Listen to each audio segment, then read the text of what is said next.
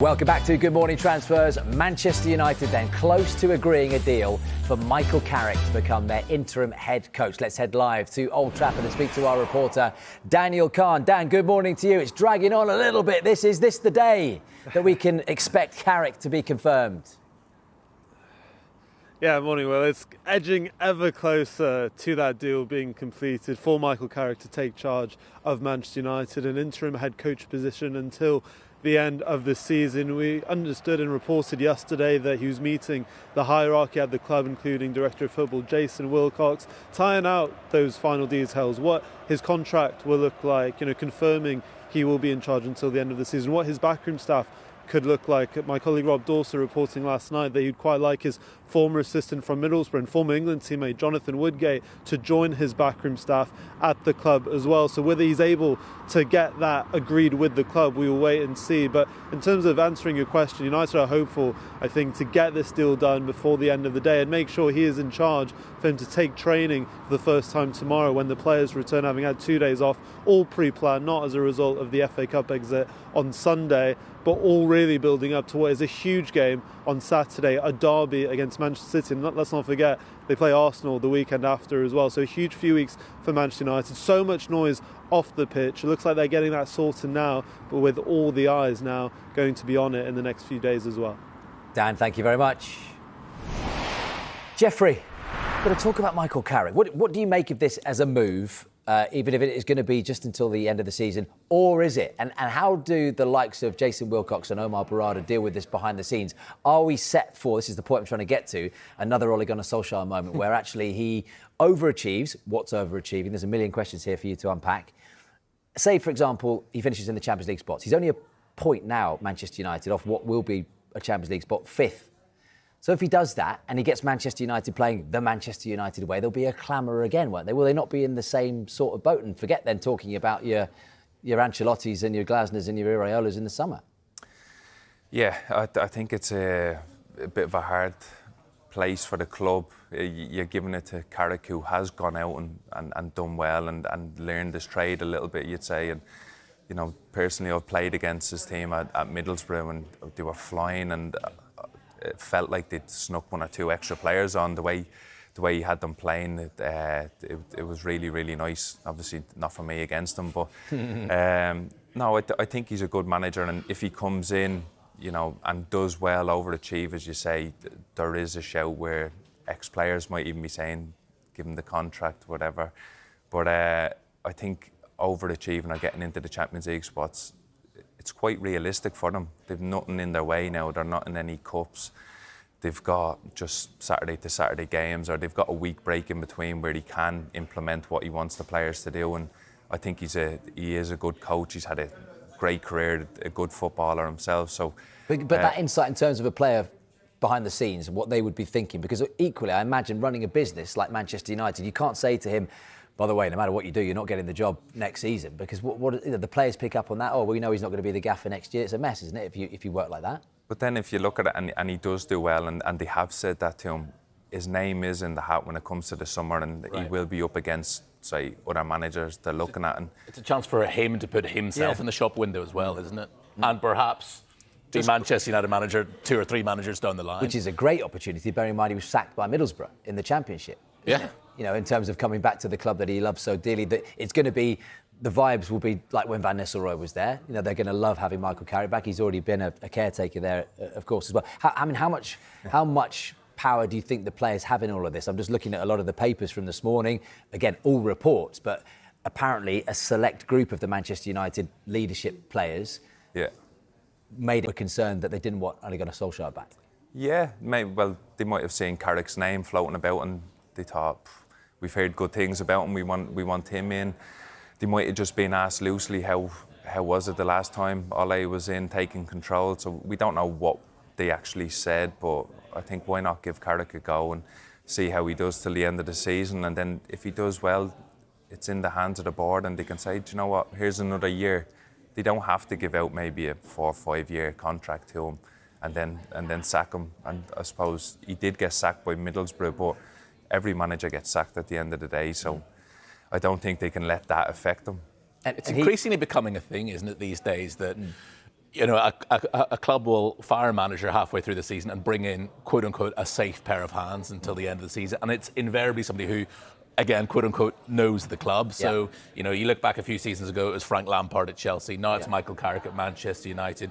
Martin O'Neill is obviously doing it at Celtic now as well. It's just somebody bringing in who understands the sort of DNA, if you like, of the club, who can just guide them through to the summer. And we know after the World Cup, the likes of Carlo Ancelotti, Thomas Tuchel, probably fresh from winning the World Cup with England, Mauricio Pochettino, they're all going to be on the market, aren't they? So I think a lot of clubs you'll see just try to sort of guide the club through to the summer, and then we'll move for a big name then. And on top of that, you think someone like Carrick, actually, when you look at Chelsea, we don't know how that's, going to pan out with Liam Rosenior there. I think he's a seriously impressive guy, and Chelsea fans should be excited. But he's been in the fabric of the football club with Strasbourg, working for the company. You could argue that with Michael Carrick, right? I'm not saying he's a yes man and a puppet, but he will work within the structure of what they want. He's not going to upset the apple cart.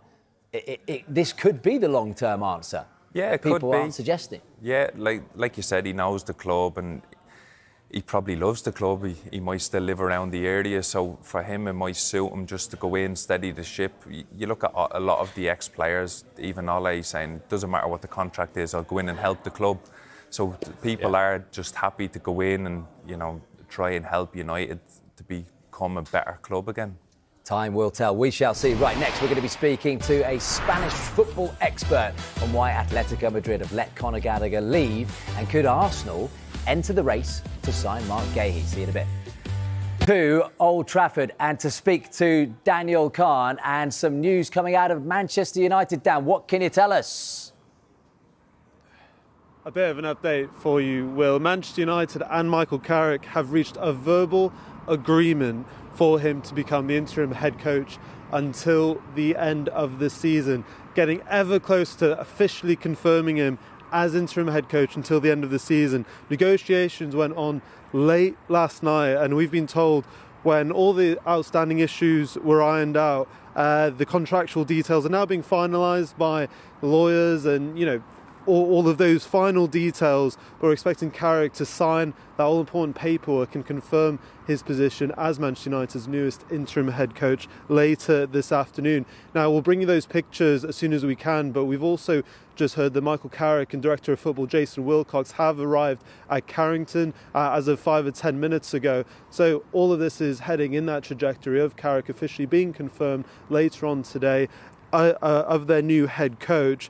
And look, both sides are keen to get this done as soon as possible, really. We've been telling you all morning, the players are due back into training tomorrow to prepare for the Manchester derby on Saturday against Manchester City. And look, Carrick also, it's important to say that he will know a lot of this squad. He'll know the likes of Bruno Fernandes, Luke Shaw, Harry Maguire. So it'll be very interesting to see what it's like when he first meets them, again, having left the club 3 years ago, having worked under Jose Mourinho and Ole Gunnar Solskjaer. But just to recap that news, Manchester United and Michael Carrick have now reached a verbal agreement for him to take over as an interim head coach until the end of the season.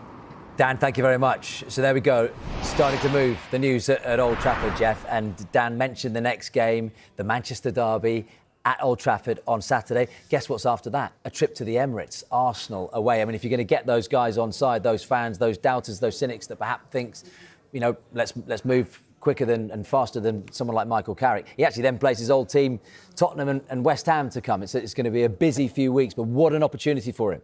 Yeah, massive. Every game in the Premier League's big, but if he can get the players to, put a good performance in, one that the fans will like, that'll be, his first port of call. And then if he can pick up points out of them games, because I don't think realistically people outside of being United fans, they don't give United a chance to win the next two games. So if he can pick up points, it'll definitely get people on side. I was just going to say as well, interesting off the back of your chat with Dermot there about Xavi Alonso.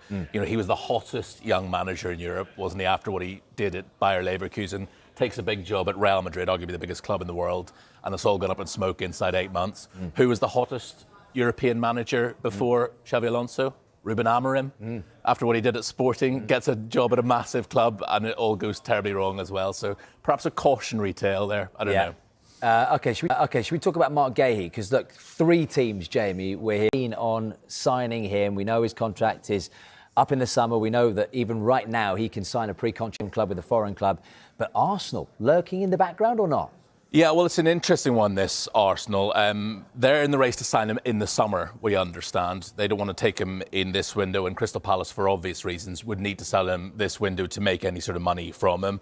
At Arsenal, you would think he'd be well down the pecking order. As good a player as Marc Guéhi is, he's not going to force either Gabriel or William Saliba out of that starting team. And look at how well Nketiah has done since he's come in at Arsenal as well. Manchester City want to sign him this month, would also be prepared to take him as a free agent in the summer. They would have to make Crystal Palace an offer that's too good to turn down to get him this month. They were willing to accept Palace £35 million from Liverpool at the last minute in the summer. They would still want a sizable fee. Liverpool are pushing to sign him as a free agent in the summer. He knows exactly what Liverpool's plans are for him, obviously, because he would have had those conversations back in August. And then Bayern Munich are the other sort of curveball in this situation as well. They want to sign him as a free agent in the summer. They are the only interested club who can speak to him now, though, of course. So I think Marc Guéhi, interestingly here, Jeff, he's in the strongest position. He has his pick of all these clubs, doesn't he? Yeah, and then I think it's going to come down to what suits him. Yeah. He didn't get his move in the summer, and the club stood in his way. So him going in January only benefits the club. Yeah. And it's probably taking a couple of options off the table if he goes now, because clubs, of course, he's great to have on a free. Yeah. You know, so he's also an absolute snip at 25 million as well, isn't he, for the player that you're getting? I think so, yeah. Like you see the prices players are going for now, it's crazy. I don't think we can wrap our head around it. So for him on a free or 25, 30 million, it's still a bargain. But the main thing is he wants to play every game up till the summer now. Yeah. You look at his age, it's on his side, definitely. And I really, really like him as a player. I think he's box to box, he can score goals. And then even when he presses players, he does it with a purpose. Yeah. Like he'll go that extra yard, which you hear coaches talking about, and he lays a glove on them, as you'd say, and he makes contact. And I think he's an all-round player. A lot of similarities with Conor Gallagher and Jeff Hendrick. Got the same much. sort of Barnet there. There's a bit of Irish blood in Conor as well. Look, if Aston Villa were genuinely interested, and there will be people watching saying Aston Villa aren't in the title race. They are when you look at the points. They're on the same points as Manchester City. Whether they're going to win the title is a different story, but they're in the race if the race has started right now. Why do you think he would have chosen to go to Spurs ahead of Aston Villa?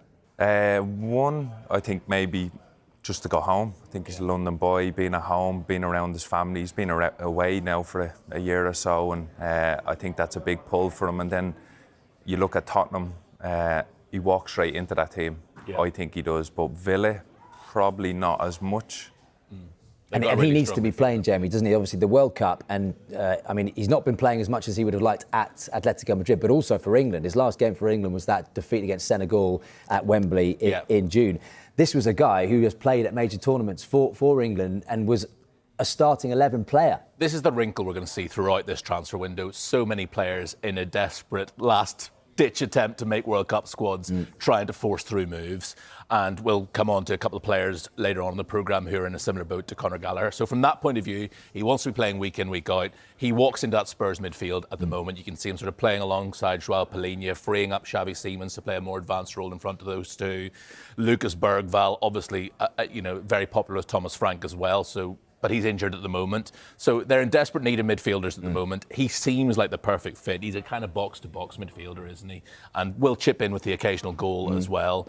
And it just seems like the perfect piece of business for Tottenham. And as for, why Spurs ahead of Villa, yes, Villa are obviously the stronger team at the moment. But in terms of the two clubs, the Spurs have a higher ceiling than Aston Villa. You would have to say yes when you look at the training ground, the stadium, the fact they are a Champions League club nominally at the moment. Whether they will be next season, who knows?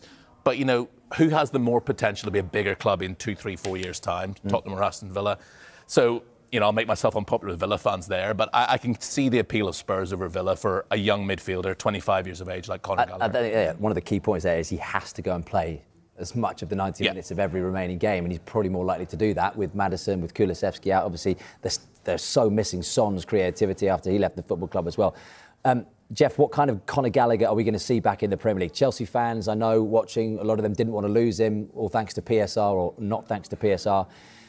At Crystal Palace, I saw a lot of him in the flesh there. He was absolutely excellent. I mean, he made himself almost a legend at that football club in the small time he was there. He played as a 10 in a lot of those games, behind Mateta and Zaha.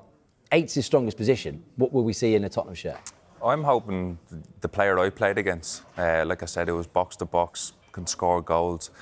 I played against him when he was at West Brom, and he was probably just making a name for himself, and then he kicked on when he went to Palace. And like I said, I just think he's got a lot to his game. He can do a bit of everything.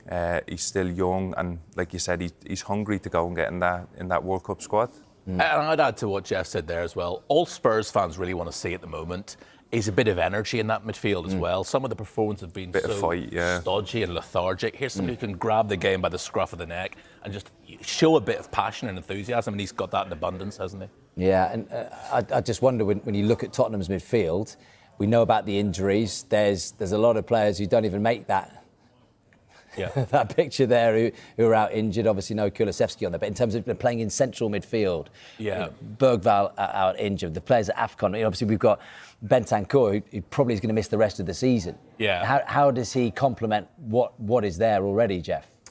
Well, like I said, I think he just comes in and he's an all-action midfielder, and the way he just covers the ground, he makes tackles. Like I said, he's comfortable on the ball, and he's probably got a point to prove and try to get in that England squad, because he has been in and amongst it and coming on in games, especially in the last tournament. So he'll be hungry to go to a World Cup and show what he can do. I think the move to Atletico was good for him, but now it's probably time he wants to come home. And nowhere near his peak at 25, is he? And actually, Jamie, for Thomas Frank, this could be a really timely boost, couldn't it? Yeah, absolutely. And just looking at the players in that graphic over there, Yves Bissouma, I don't think we'll see him play another game for Tottenham again. Pape Sarr, for some reason, seems to not be a favourite with Thomas Frank at the moment. So I think he walks straight into that side. And you're right that Thomas Frank needs to change the mood music around Tottenham and fast. And Conor Gallagher can be the kind of player,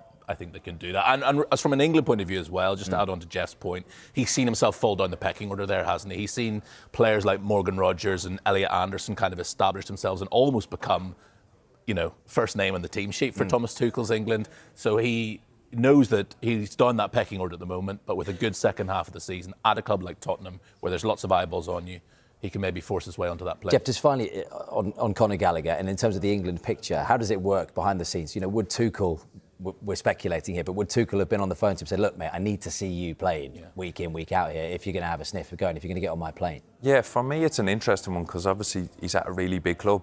But just once you're out of the Premier League, probably you don't have the eyes on you. People aren't seeing you weekly or hearing how well you're doing. But if he comes back and plays, he's definitely got a chance. If you look at, like Elliot Anderson, who I've played with and seen him come up through the ranks, like he's playing at Forest, and probably not a big club. They're not struggling, but they're not doing as well as they have done. And he's one of the first names on the team sheet from what I've seen.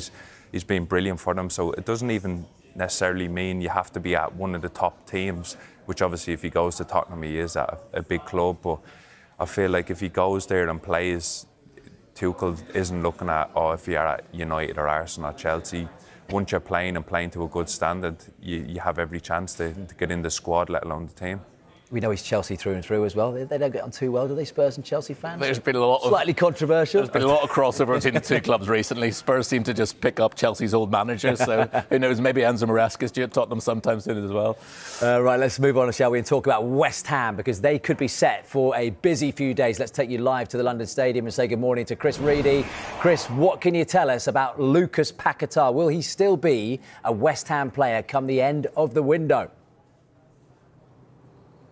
Well, not if Lucas Paquetá has his way, because we could reveal yesterday that he wants a return to Brazil and to Flamengo specifically. Look, it's not the first time that rumours and issues around Lucas Paquetá's future have come up. In October, there was quite strong links away from the London Stadium. Back then, though, he actually put up a social media post of him and his family to kind of dismiss those rumours. But this time, we haven't heard or seen anything of the like. It looks like Lucas Paquetá really is trying to push that move through. It's complicated for a few reasons. First of all, the position that West Ham are in. Nuno Espirito Santo, in numerous press conferences that I've been to this season, has basically really bigged up Lucas Paquetá, really said how important he is as the number 10 for this team, as the Brazilian number 10 for this team. But it puts West Ham in a bit of a situation. Do they keep a player who's clearly talented, clearly one of their best players? However, he hasn't helped them get out of the relegation zone. They do lie in 18th, and I guess one of the reasons due to that is because of his inconsistencies this season. Another issue, of course, is the price. We believe that Flamengo at the moment are ready to offer about 30 million euros. From our understanding, that is absolutely nowhere near what West Ham would accept for a player of his quality. However, they're in, I guess, a bit of a stronger position now than they would be come the end of the season if they were to get relegated. The price that they'd be able to ask for a player like Lucas Paquetá would obviously go considerably down compared to now when they are in the Premier League. So, yeah, look, you ask me, will he be a West Ham player at the end of the window? I think it's really up in the air. The Brazilian window, interestingly, I think is actually open till March as well. So is there a possibility that West Ham, ask Lucas Paquetá to just hold on a little bit longer, see if he can get them up those places in the table? It was my understanding anyway that West Ham were in the market for a number 10 regardless of whether Lucas Paquetá stayed or goes. So yeah, it's definitely one that's going to rumble, but one that West Ham fans are definitely used to. I think they're getting tired of this situation as well, and especially because the performances have been so inconsistent. And Chris, I think there's a couple of ways of looking at this, isn't there? It's a fall from grace in terms of this guy nearly had a big move to Manchester City. He still starts for Brazil, and I think even if he goes back to Flamengo, he still will start for Brazil at the World Cup. But Nuno will look at this and go, well, hold on, I need players who are going to get in the trenches with me, 7 points from safety. If you don't fancy that, then you can go. Yeah, you're right, Winner. Look, I think it's important to mention as well, about that move to Manchester City. Obviously, we believe that fell through because of the spot fixing charges that were put to Lucas Paquetá. Obviously, he was cleared of them. That's had a huge effect on him. We saw the red card against Liverpool, how emotional he was, the statement he put out on social media as well, how he's been very open about how much that's affected him. His managers who have been with him at West Ham have been also very open about how much that's affected him. But look, you talk about being in the trenches. They've got a huge game against Tottenham on Saturday. That is they would see it as a very winnable game just in terms of the form that Tottenham have been in. Lucas Paquetá is one of West Ham's best players. They really struggle for players in midfield who progress the ball in higher areas of the field. He is somebody who can do that for them. He still ranks really high in a lot of attacking stats for West Ham. In fairness, that's not that hard this season because of their performances. But he's a leader as well. He's hugely popular in the dressing room, especially among the Portuguese speakers. But I think just throughout the dressing room as well, he is one of the big characters, one of the big leaders. They really need him right now. But it's like you said, it's just a question, I guess, of whether do you keep a player who is unhappy, who could potentially produce performances, or do you say, do you know what, let's cash in, let's get the money in and let's see who can replace him. I guess that might be an interesting question for Jeff, to be fair, as someone who's been in the dressing room. Just how those West Ham players will be feeling. I think another issue as well, if Lucas Paquetá goes, are other players looking at the situation and going, well, if he gets to go, what do I get to go as well? I think that is actually a big concern of West Ham's as well. The message that sends out just to the club, to the players, if they start letting players go at this point in the window, is that going to have a domino effect? Are other players going to be coming knocking on the door and saying, do you know what, if you're letting him go, then me too as well. So yeah, really complicated situation. I think it'll be, we've got Nuno's press conference this week. That'll be really interesting to hear from him. Lucas Paquetá, like I said, is not afraid to speak out on social media. So I'm sure myself and everyone in the office back there will be keeping an eye on that. But yeah, look, it's a bit of a nightmare situation for West Ham after they finally won a game on the weekend as well. Good news on Sunday was quickly erased by that news of Paquetá, mate. Chris, thank you very much. Jeff, do you want to pick up on that, what Chris was saying? Yeah, I do get it, as in, people from the outside might think if he goes, is it going to be a domino effect, and then are more going to be knocking on the door saying, I want to go. From my personal, knowledge of the game and inside it, if you're in a relegation zone, you don't have many clubs looking at you. unless you're the Paquetá, the top players, you're not going to have great options. So I think it's in everyone's interest to start winning games, and you know, if they stay in the league, then in the summer they might get their moves or whatever. But in this January, not many clubs would be looking at the West Ham squad saying, we want all these players. But hold on, Jeff, that is a footballer's way of looking at it. What about fans watching and going, hold on, mate, you're contracted until 2027, we pay you a hell of a lot of money, we signed you for 50 million quid. Can you help us out a little bit here before you go back to Brazil? Yeah, if you're contracted, of course, the fans, even all the staff would be saying, here, stay and help us. We'll give you your dream move in the summer. That would be the ideal situation for the club, and maybe not for the player. And if he's got it in his mind and he doesn't want, like you said, want to be in the trenches and fight for that, then it probably does benefit the club to say, right, how much can we get and let him go. But, you know, Jeff, you can answer this better than I can. The margins in the Premier League are so fine. And if your performance drops from 100% to 99%, you know, you look at Liverpool this season, they're just not where they were last season. The performance has dropped slightly, and look where they are in the table now. If you're Lucas Paquetá, and if your heart's not in it anymore, if you're not giving the best of your ability week in, week out for West Ham, does it come a point where you're more of a hindrance than a help around that squad? I think so, yeah. Especially if you're eyeing up a move away, you're not 100%, you're not running as much as you would, tackling, probably, I know his stats are good, he's contributing and making chances, but probably that's not what the club need right now. They need 11 men who are going to go out and, I know it's old school saying, roll up their sleeves and fight, and knowing the West Ham fans, that's what they want. That's the starting point for them, to show a bit of heart and desire. And you know, I haven't watched too much of him. If he's not doing that, then the fans will be happy. Well, they won't be happy, but they'll let him go and bring players in who will do that. Fancies Rio de Janeiro ahead of Romford in the middle of January. How strange. That'll cheer up the West Ham fans.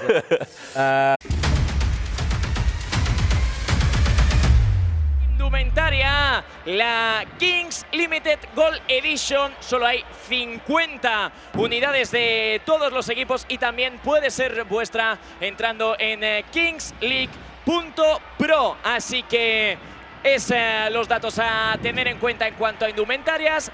Gran partido, Gonzalo, Gerard, el que tenemos por delante. Ojo, ojo, estilo La Bombonera, estadio de River. Hostia, más minutos de retraso en el inicio, ¿eh?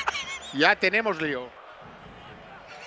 Lo llamó Edo, dibujando la parábola sobre la banda derecha, donde en el vértice del área aparece Nadir. ¡Nadir para adentro! ¡Gol! De Nadir Lua, que tiene una facilidad pasmosa. Encuentra a Pablo, qué balón para Nadir para el segundo. Se zafa de Cócera, es un golazo. ¡Es un golazo! Señoras, señores, bienvenidos al show de Nadir Lua. Pibe. El mejor. Vamos haciendo espionaje, ¿eh? Vaya mierda dado, pibe. Va, ya te puedes ir a la cúpula a comer, va.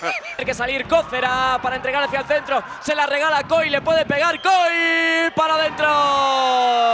Vaya chicha, nano. ¡Gol! De Porcinos Óscar Coy. Ah, pues sí. Tony, ¿tienes brazalete volante? Pero es que, señores, Pero te lo dije. Tenemos, comodín, ¿cómo lo usamos? Penalti. penalti. Venga, será penalti. Ampuni. Puede meter. Meter en el partido a Cuni. Jordi para adentro, qué golazo. ¡Guau! ¡Dios! ¡Gol!